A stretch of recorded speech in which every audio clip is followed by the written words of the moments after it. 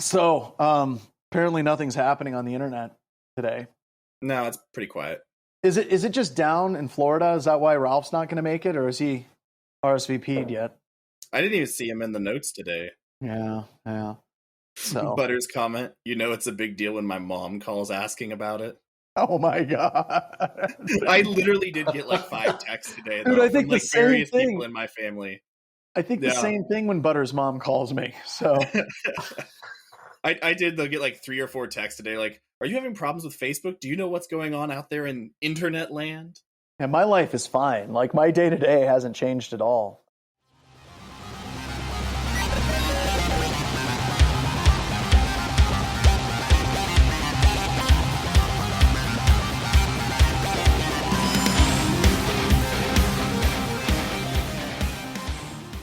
Hello and welcome to another edition of Black Hills Information Security, talking about news. It's the story news thing brought to you by Black Hills Information Security. We do pen tests and incident response and SOC work and all kinds of stuff. So check us out. There's the advertisement. We're done with that.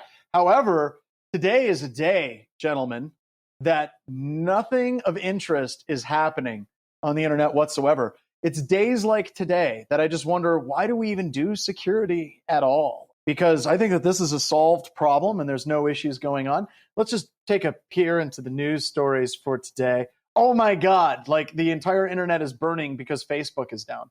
So at any rate, for those of you that don't know, Facebook for those of you who don't know, congratulations. We envy you.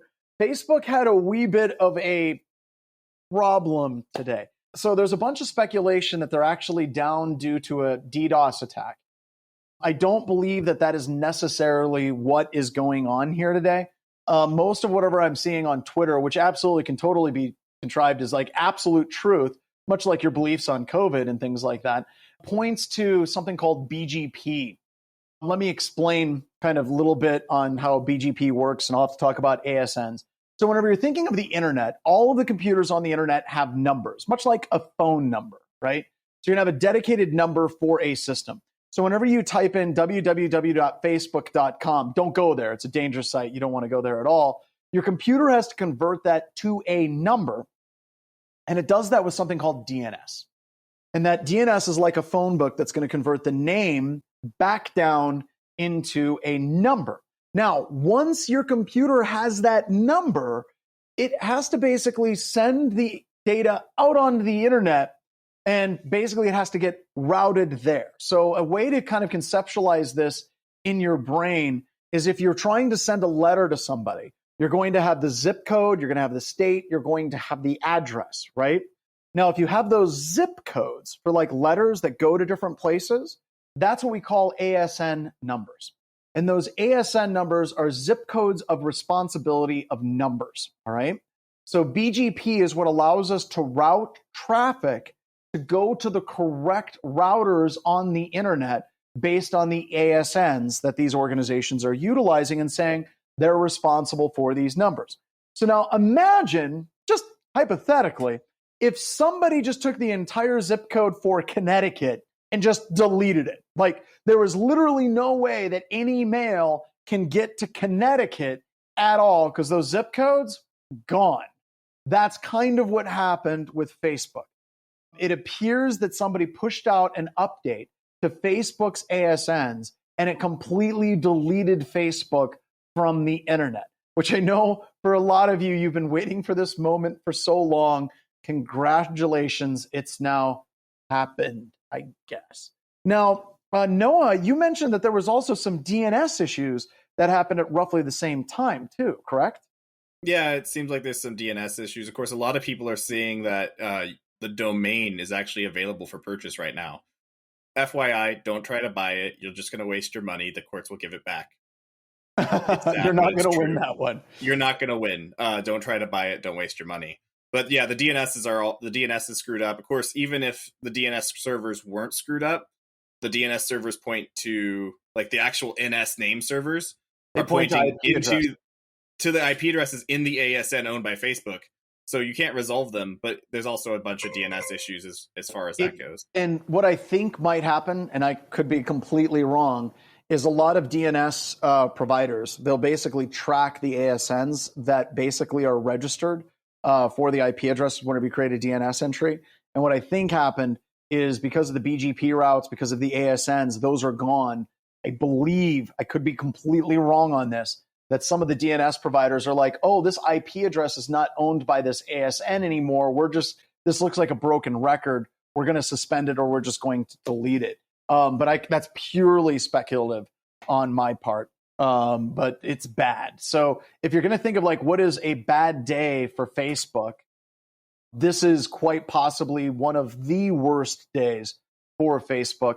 However, there have also been some rumors floating around on the internet, which I think are just rumors. I don't believe that they are true yet. I don't see quite enough information on it right now, but there's also some talk that there is possibly a data dump of 1.5 billion records on the dark web right now.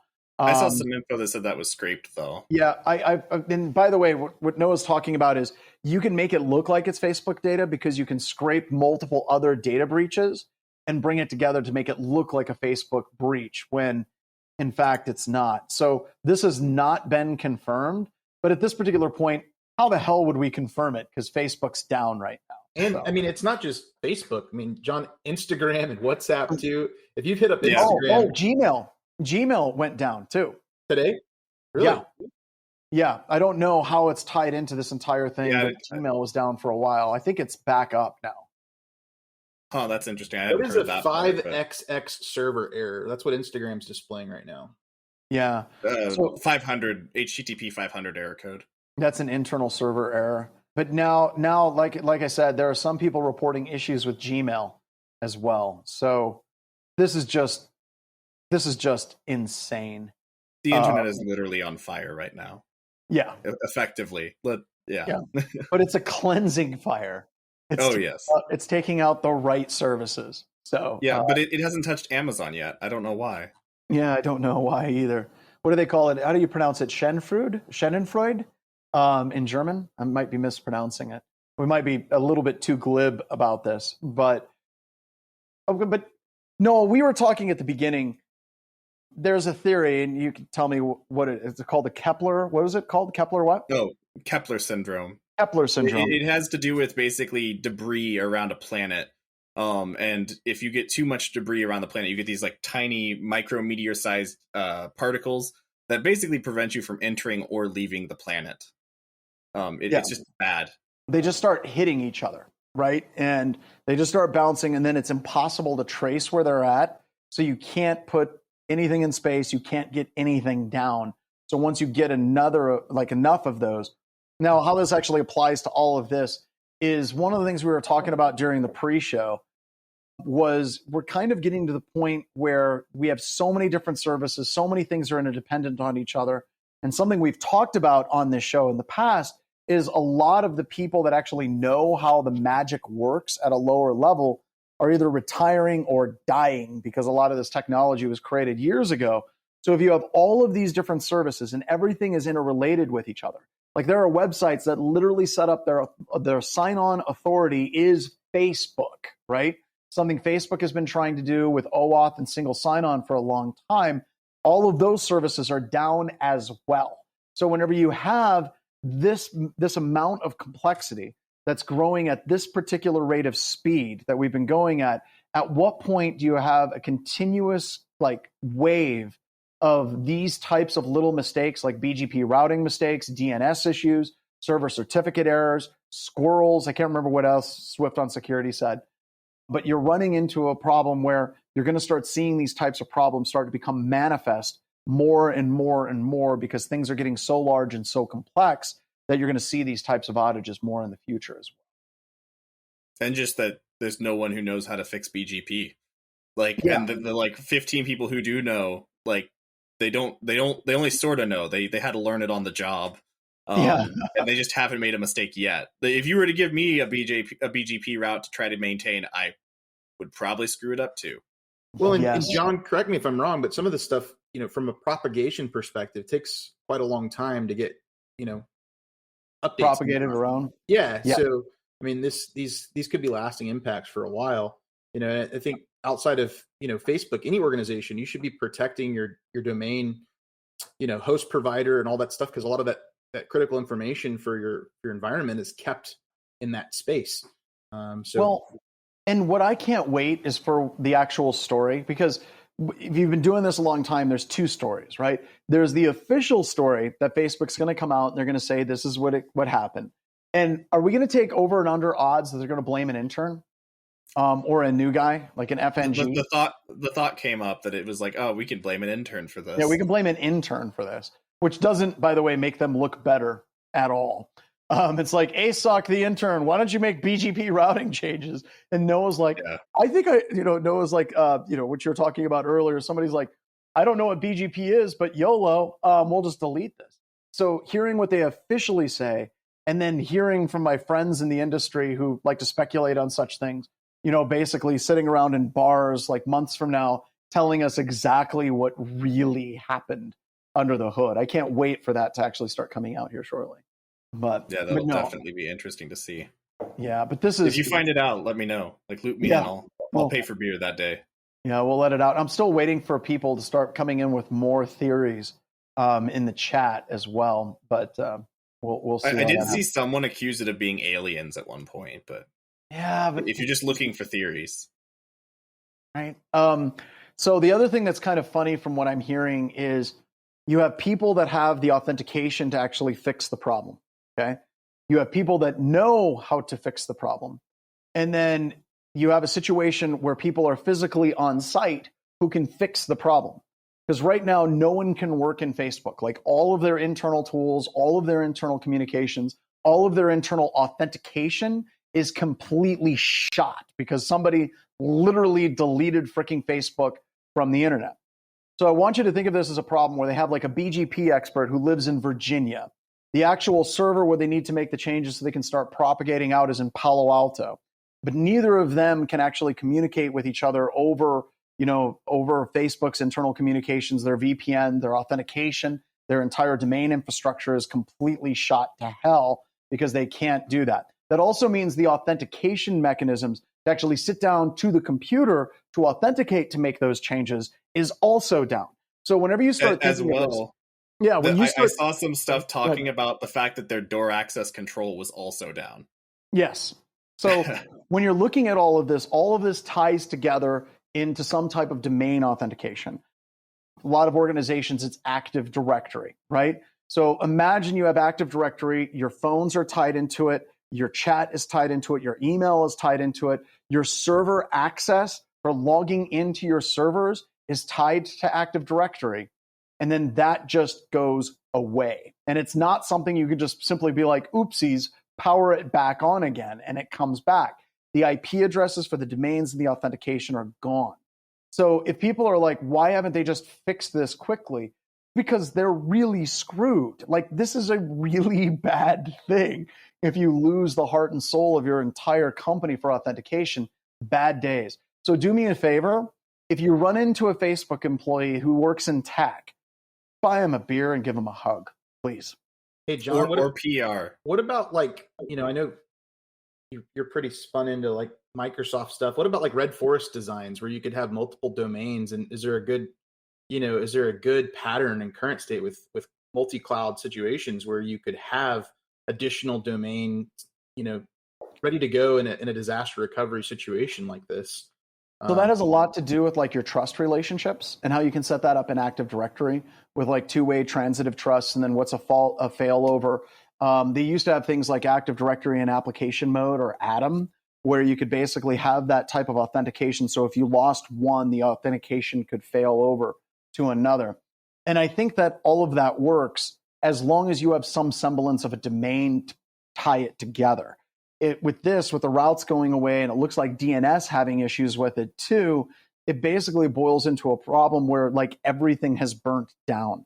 You literally need to go through and reset your DNS servers. You need to reset your domain servers. And I don't think Active Directory is quite the way Facebook rolls. They want to run their own authentication. So a lot of those backups and those failovers that would normally exist in large-scale Active Directory environments, because you'll have a primary domain controller, a backup domain controller, Many times you'll have the domain controller is replicated across 5 different sites. And if you lose one, the other ones will pick up. All of that is gone here. So yes, it's like I said, I'm just kind of speculating on what type of hell they're dealing with, but it's significant, especially if they've been down this long. And you think about the influencers; they're not making any money either right now. They're not making.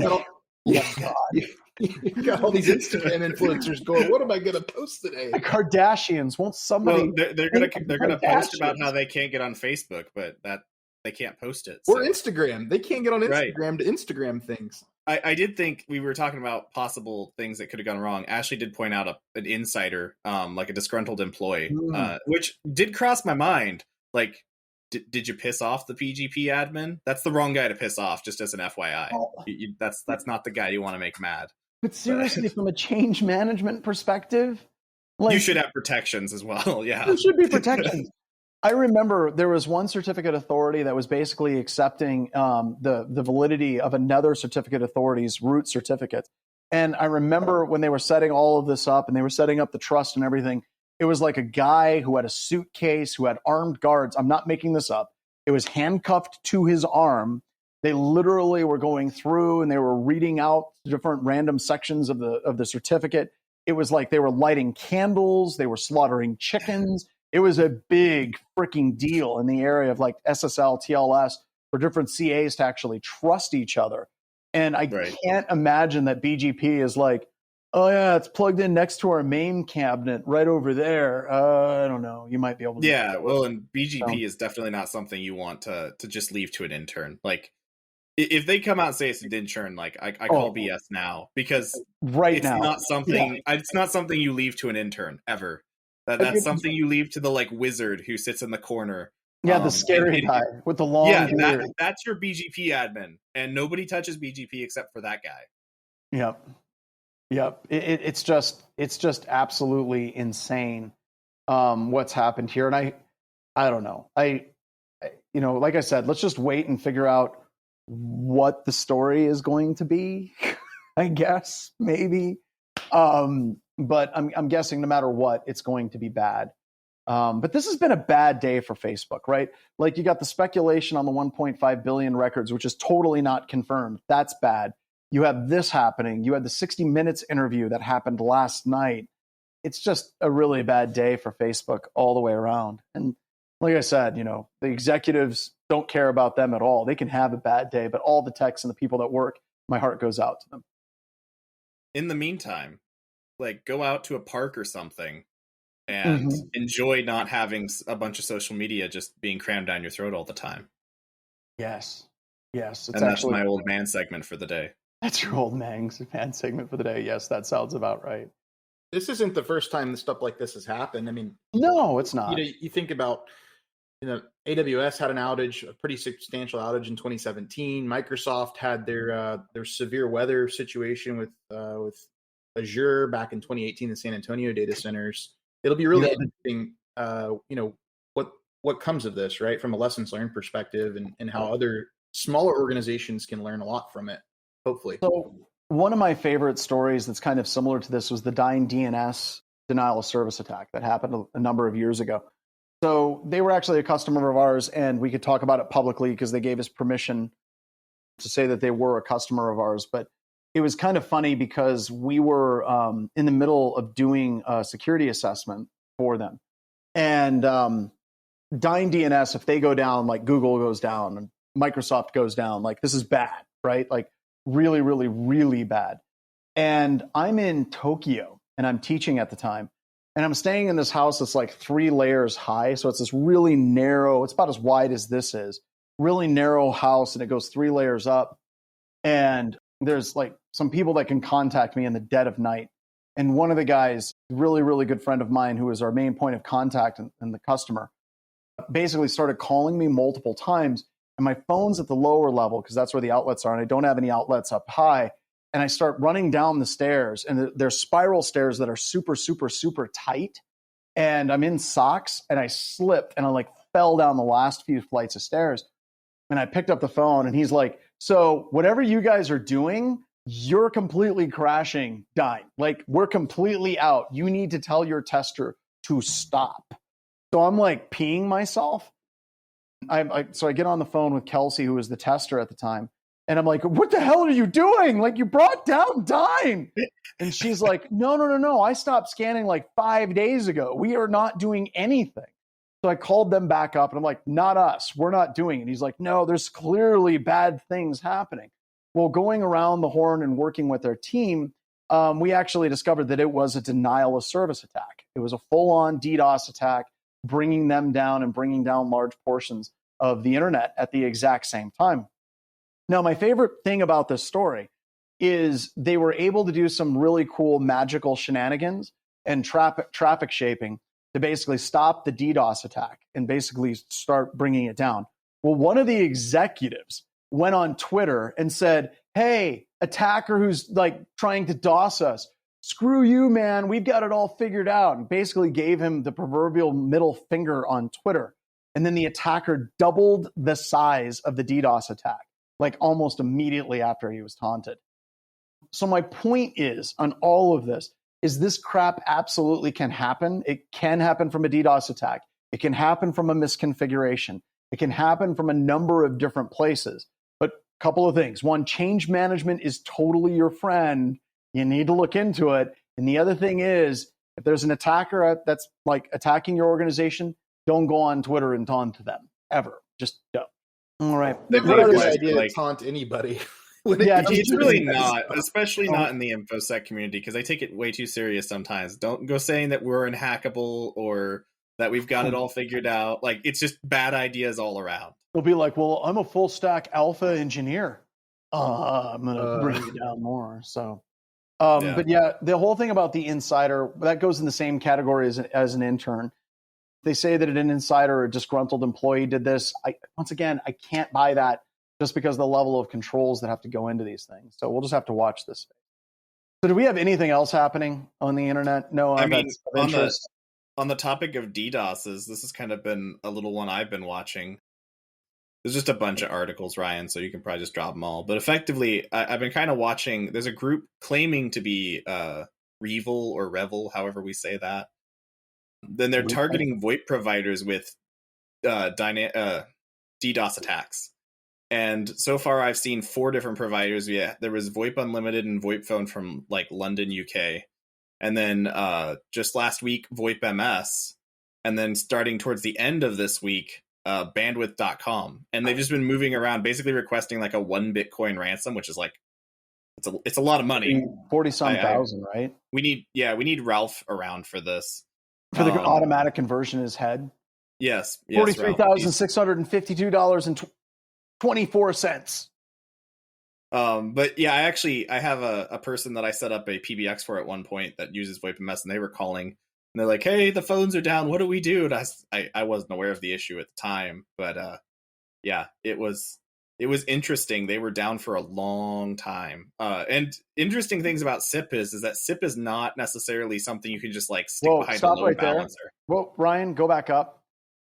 There you go. Stop right there. This is the one that I love, where Revel basically said, okay, enough communication. The price for us to stop now is 100 Bitcoin into the Bitcoin address. I'm sure your customers will appreciate it. This basically, they were taking a long time to respond to Revel, I think. So.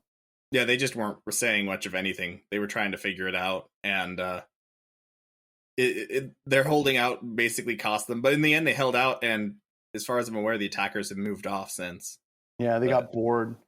But this is... Well, I mean, it's this whole entire attack vector requires that they think you're going to pay. If you go too long and you don't pay, and they're like, they're not going to pay, it's more profitable to just move off and find someone who will pay. Yep. But meanwhile, the organization, if they don't have good backups, they're still down.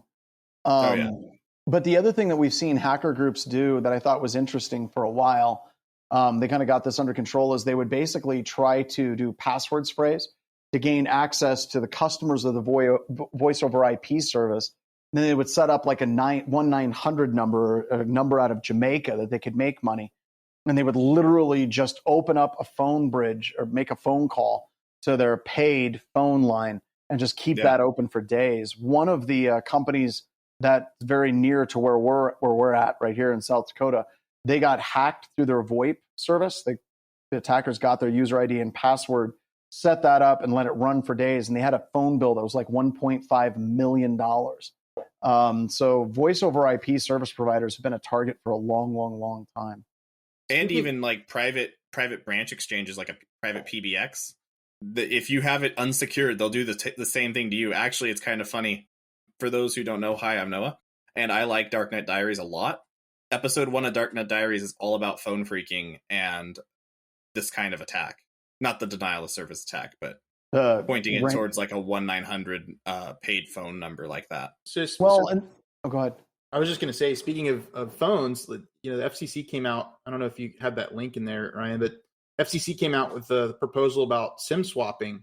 They're wanting feedback on proposed new rules for cracking down on this. I mean, this is obviously impacting a lot of people, and the vishing emails alone are bad enough, right? Mm-hmm. But what are your takes on that? One of the things I can't get over is how easy it is to do. Like, okay, so there's a number of different things that are really, really easy to do. Like for this particular one, you just have to convince somebody in a store that you are the legitimate owner of a particular phone number, and they will transfer it over to you. Now, most of the time when I go into AT&T with a business account, I have to know a PIN, I have to show a driver's license. There's a number of things that I have to do for me to actually say, you know what, I dropped my phone in the toilet. I'm not using that thing anymore, or I left it on an airplane, or it's gone. I go through a lot of confirmation because it's a business account. When you're looking at personal accounts, I've literally been in a Verizon store or an AT&T store, and someone comes in and they're like, oh, I lost my phone and I need a new one. And they're like, well, what's your name? What's your mother's maiden name? Some really, really basic trivia question that you can find online very quickly and very easily. And they literally just set them up with a new phone, and they do it in a matter of just like 10, 15 minutes. So this is something that they've got to make this more difficult to do going forward, because if I get access to your phone, then I get access to your SMS push notifications, and it just makes it really, really super easy to start breaking down security in a variety of ways doing that. I don't know, Noah, what's your thoughts? Oh, I mean, I do think it was kind of funny when you were talking about just going into the stores and, hey, my name is so-and-so. I kind of thought about the fact that there's been a few times where when I was on like a family plan, I had to impersonate my father to get stuff fixed on my phone. It was super easy. Of course, being his son, it makes it a little easier. Easy to know. Yeah, you know the answers. At one point, though, I did have the store actually say like, oh, can I see some ID? And I was like taken aback. I was like, wait, what? So kudos to that one store person. But and by the way, it looks like Krebs on security is now down. Is it really? Yeah. Like, did we hug of death them, or I don't? There's no way we hug. No, there's no way. There's no way. Oh no, it just came right up for me. It came up. It was just really slow. Just in, it's still online. Yeah, it's okay. Up for me. It just took a long time for me to load, and I had a couple of other people on chat say that it was inaccessible. So, but that whole problem of like SIM cloning, it's actually a transferable problem in computer security and just security in general. One of our older payroll processors, I was in the car with my wife, and we needed to add another employee on to our payroll. And my wife called in and she said, hi, my name is so-and-so. I'm with this particular company. I need to add somebody onto payroll.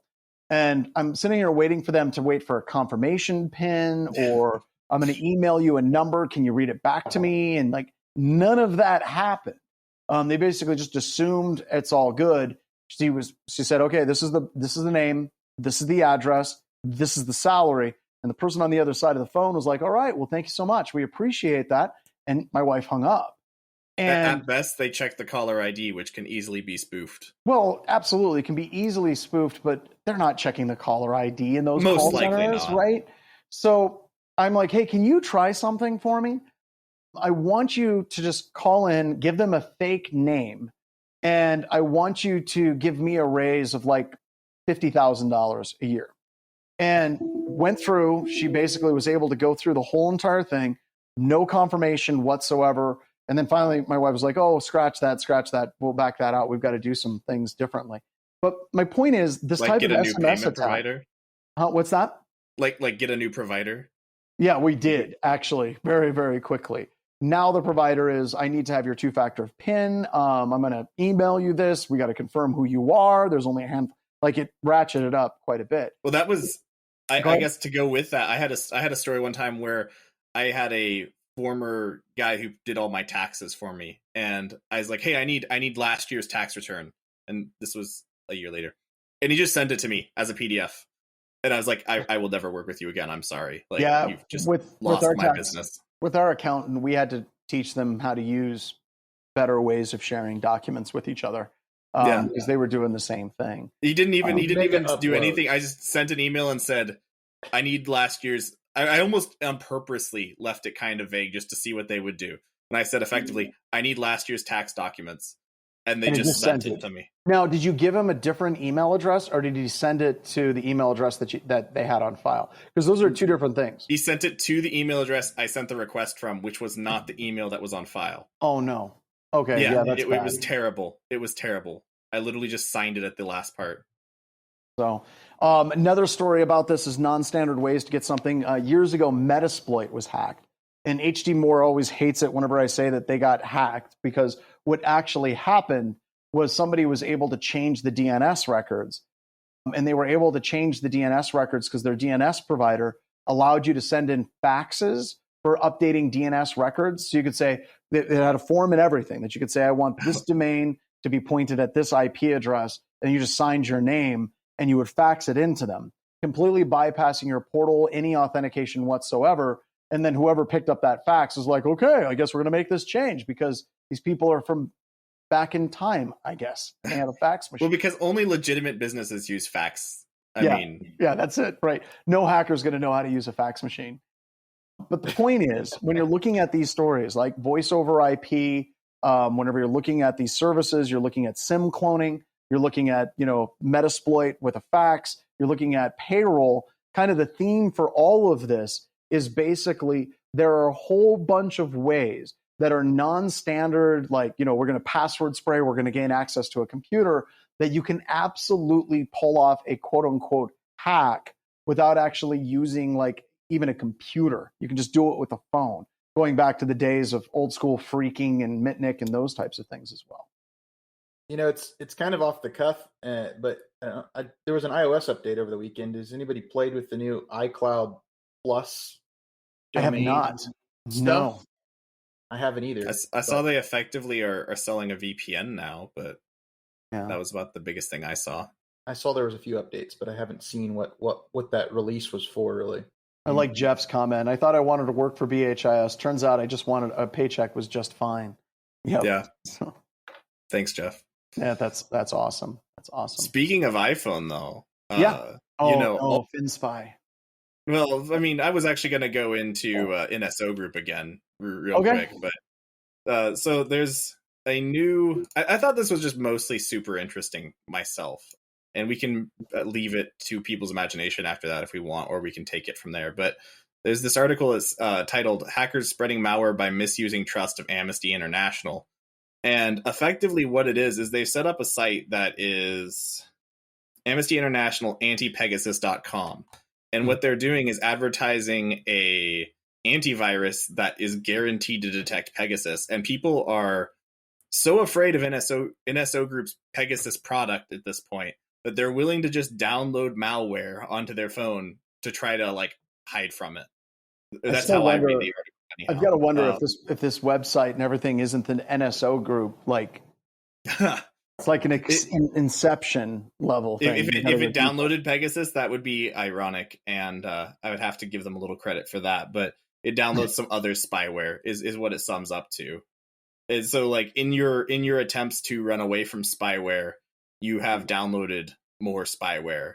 Well, we've talked about it before. I know that at one point, John, you asked me, you're like, Noah, what's your thoughts on consumer cybersecurity? Like, have we just abandoned the consumer? And I believe my answer was pretty much just straight up yes. Mm-hmm. And every day that I get on the news, it seems like I just see it more and more again. And my heart goes out to the consumer now a lot more because of it. Because, yeah, this is a mess. Well, the other thing they're uninformed and they don't have the products they need to be informed, it seems like. But even if you go out online and if you get like a virus that pops up and you do a search for like name a virus removal tool, I've seen Right. situations where the people that are releasing that virus actually set up websites that are purporting to sell you a tool to remove the virus from your computer. And they literally just double down and install more malware on your computer. Oh yeah, So, absolutely. That's why.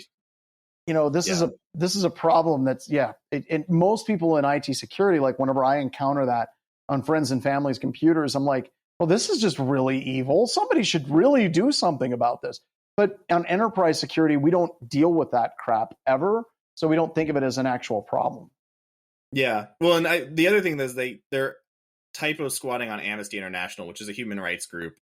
That's And low. an NSO group, like at least according to some of the stuff, has been used. Well, they don't target, but their product has been used against some human rights activist. So it's almost like it's being set up targeted towards them, even just a little bit. Yeah. Or people who think they are similar. But Really, it's a pretty low blow. It's just wrong on a lot of levels. Yep. Did you know that Solitaire is not in Windows 10, I don't think, natively anymore. Oh yeah. But there's a lot of there's a lot of actors that are buying those domains so that like the older people, like my grandfather who's in his late 80s, recently got a new Windows 10 box, and the first thing he did was try to go download Solitaire. And there's a bunch of domains out there that are popping up with malicious stuff. So they're definitely getting the consumers. Specifically, I've noticed it really focuses on Spider Solitaire, from what I've seen, which is just an interesting little point to look at. That's really oddly specific. I know. Gentlemen, I've got to step out. Noah, can you finish the show out? Oh, yeah, sure. All right. Talk to you all later. Hey, thank you very much for hanging out on today's Internet Facebook Snow Day. So later, everybody. So I mean, we have that with people being concerned about Pegasus. And then I have an article that I linked right next to that, which is actually about FinSpy, which is kind of apparently the new name for FinFisher, which is more spyware that you can buy and sell to. They sell it to governments and they sell it to police departments sometimes. It's just, nation state spyware, fun stuff. And I guess one of my thoughts about these two articles in particular that I just found interesting is NSO Group claims that their product is protecting the citizens of countries that use their product, and most likely FinFisher says something similar because it's targeted for anti-terrorism type stuff. But with the recent news publications and stuff, it seems like people are getting extra paranoid and mistrusting of their government entities because of this. And my question is kind of that I wanted to pose: is it actually being more good than bad at this point? And Grayson, since you're the other person here, it goes to you. I think hacker tools being used for evil, that were originally intended for other purposes is always not a good thing, right? Right. But it's an interesting article. That's my comment. Yeah, I guess I'm just talking more about almost reading in between the lines a little bit. The article obviously talks nothing about that. It's just more stuff about FinSpy coming out, being kind of rebranded, and it's because FinFisher got targeted pretty hard, and people didn't like it when it hit the news, and the people they had to rebrand because they got such negative rep out of it. Basically, are these kind of tools really what government should be using for this anti-terrorism stuff? Is really what I'm asking, I guess. I don't know. That's a hard one. There's lots of it's definitely a hard one. And I guess maybe it's just something we let sit and cook for a bit. Yeah, for sure. Ryan, is there any other articles in there? Oh, we got more articles. We'll just let that cook. So, yeah. So then we got an ATP hacking group targeting some critical infrastructure. John leaves and it's like all the energy's gone. Bring back Sorry, the energy, guys. Noah.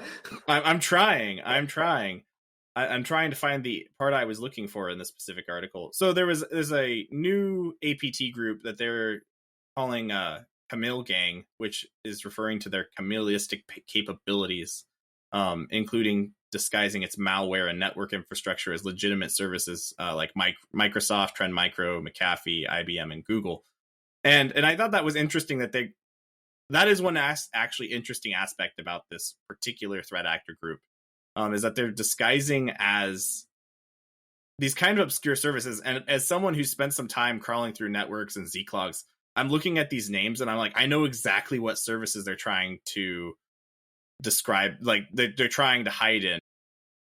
And the vendors sometimes make these services look super sketchy. Now, granted, they're usually like giant CDNs for Windows updates or something like that. And they kind of have to do that.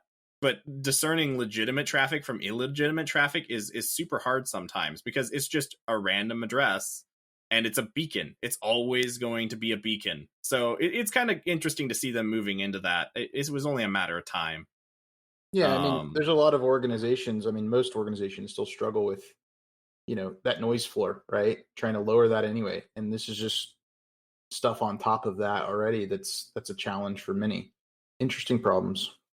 Yeah. So these ones are specifically targeting, it looks like some critical infrastructure stuff, which Grayson, I know both you and I kind of have a little bit of industry or a little bit of interest in. And I thought it was interesting. Do we see in these industrial networks sometimes, or these critical infrastructure networks, a bunch of Trend Micro, McAfee, IBM, and Google traffic? Microsoft, depending on how you have stuff configured, you might see your Microsoft traffic, but I don't see those other ones in many industrial implementations personally. Yeah, I mean, I think it just really depends on the environment and what they're using. But I think what's important is if you don't have those products in your environment and you do see that kind of traffic or some type of generation, that's should be a red flag, right? Like, there's things that are leaking towards a technology that's not in your environment. That should be something you should detect quickly. And as the adversaries are poking around in there, they're definitely they're looking for stuff like that, right? So yeah, and that actually kind of brings up a good point in the fact of make sure you're cleaning up your environments as well. If you maybe at one point had McAfee, but you since switched your antivirus provider to someone else, and you see McAfee beacons, you should be able to distinctly say McAfee is out of my environment. I know that they're no longer in there. That should help with that kind of stuff. But anyhow, so yeah, that's pretty much all the articles we had for today. So I think, Ryan, we're just going to go ahead and shut it down here. We're a little bit early, but a 45-minute webcast isn't too bad. Everyone, thank you for attending, and go forth and do good things. Cheers all.